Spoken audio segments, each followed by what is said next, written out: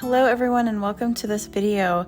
In this tutorial I wanted to share with you a little stitch sampler that goes over how to use some raised embroidery stitches.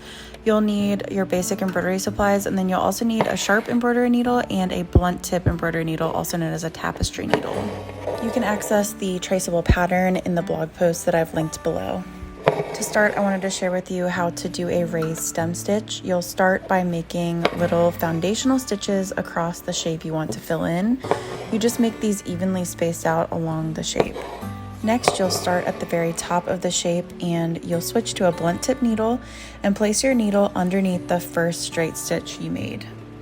You'll keep the working thread off to the left for this side of the balloon, and you'll continue on to the next stitch, placing your needle underneath of it and pulling through.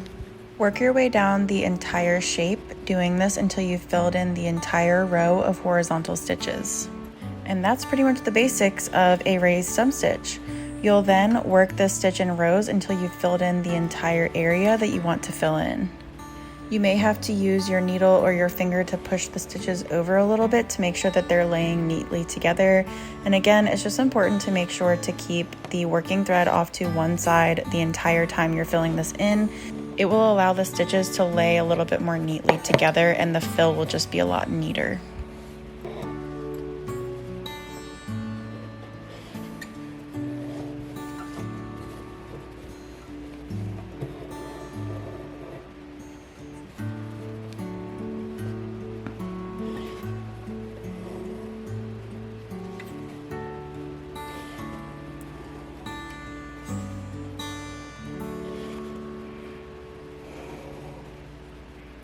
As you can see, the top and the bottom of this shape is starting to fill in.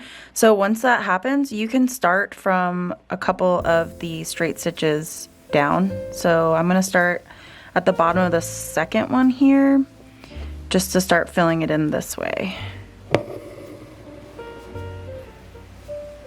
That side is done, and now I'm going to do the exact same stitch on the other side. And for this one, I'm going to keep the working thread off to the right because it will smooth out the edges a little bit, similar to how this one lays.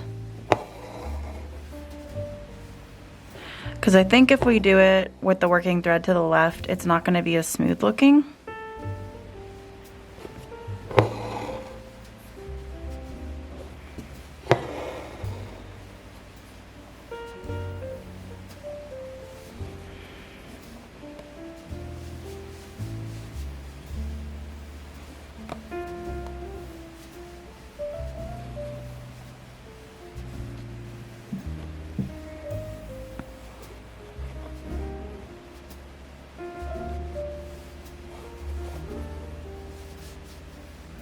This next stitch is called a raised chain stitch, and it's set up very similarly to a raised stem stitch.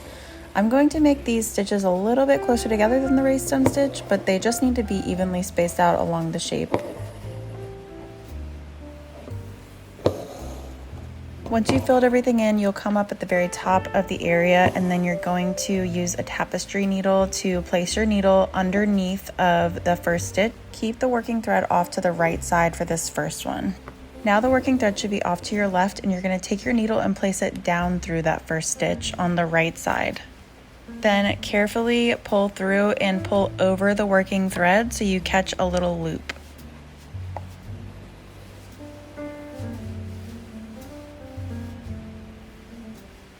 And then again, you will repeat this. You'll first have your working thread off to the right and go up through the horizontal stitch.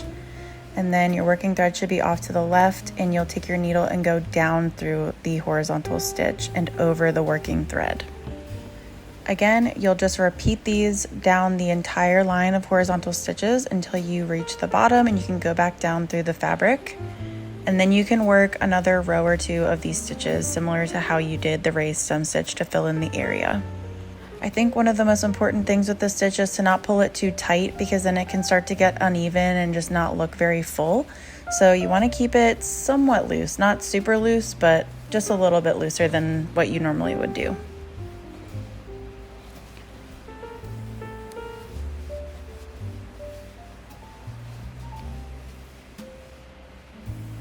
This next stitch is called a needle weaving stitch or a basket weave stitch, and it's going to be set up again very similarly to both of the raised stitches we just went over.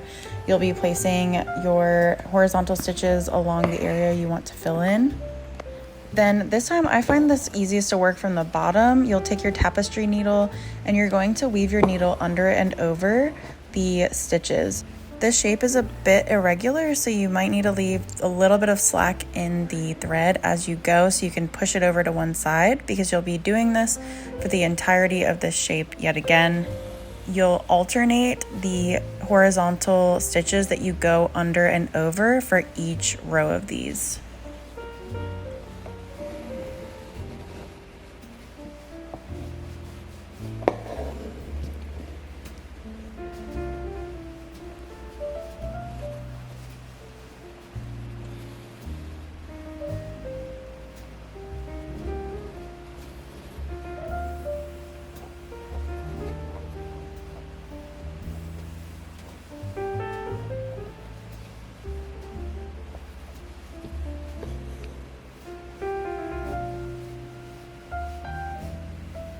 This next stitch is called a detached buttonhole stitch, and I'm going to turn the hoop over to its side, and I'm going to make back stitches along the edge of the area on the top and the bottom. These stitches are basically going to set you up to start your detached buttonhole stitches and secure them at the bottom.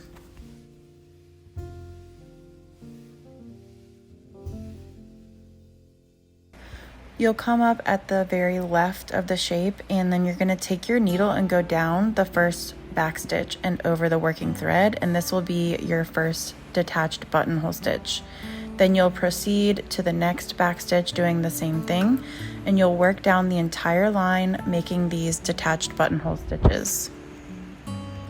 Once you have filled in one row, you'll start again from the left side, and this time you'll be going down through the little loops that formed in the stitches above.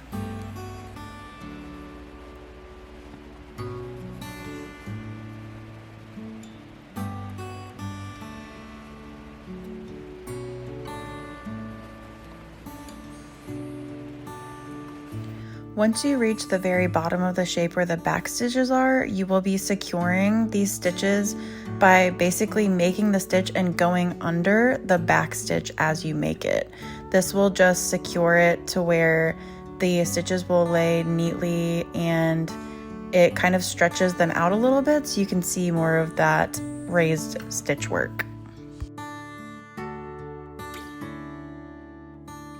The next stitch that I did for this pattern is not a raised stitch, but it's just a standard satin stitch. I felt like it would look good at the very base of the balloon just to give it a little bit of a different texture.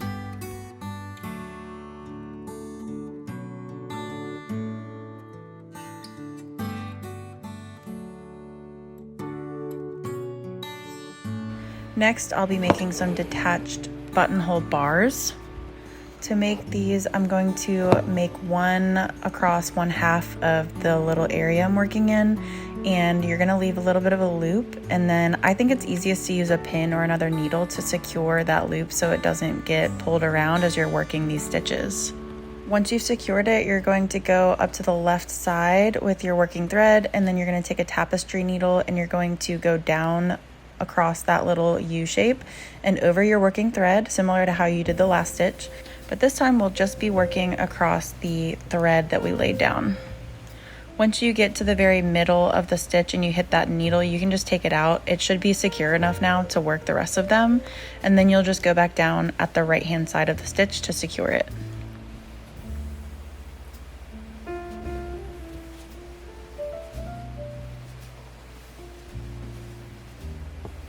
For the little strings of the hot air balloon, I did a back stitch and then I did a whipped back stitch. So I used a brown color for the back stitch and then a contrasting color of kind of a light beige color for the whip stitches. To do a whip stitch, you'll just come up at the very top of the line with your working thread, and then you'll go down underneath of the first back stitch, and then you'll kind of whip the thread around. So you'll just be working from right to left each time you go underneath of the stitch. And it kind of forms a little bit of like a candy cane pattern when you do this. I think it's fun to add a little bit of decoration to any sort of back stitch.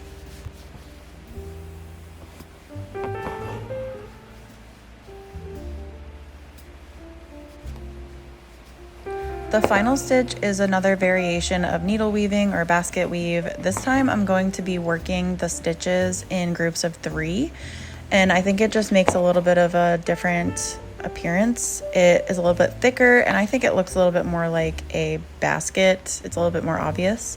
So again, I just made horizontal stitches in groups of 3 across the shape.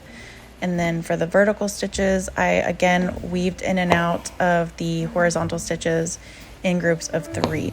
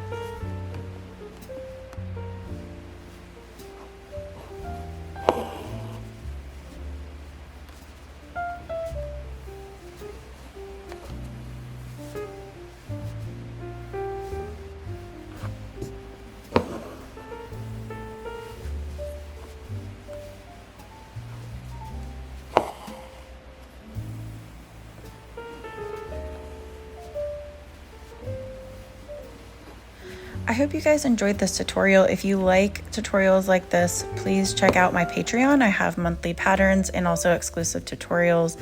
And please consider subscribing for even more embroidery tutorials to come. Thanks.